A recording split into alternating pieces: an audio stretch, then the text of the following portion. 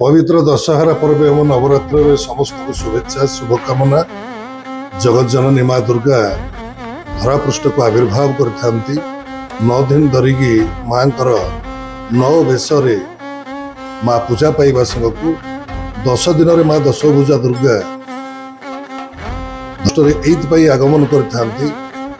असुर प्रकृति एवं किभली भाव में बध कर माँ आविर्भाव होता है। एणु ये अवसर में समस्त को शुभेच्छा शुभकामना।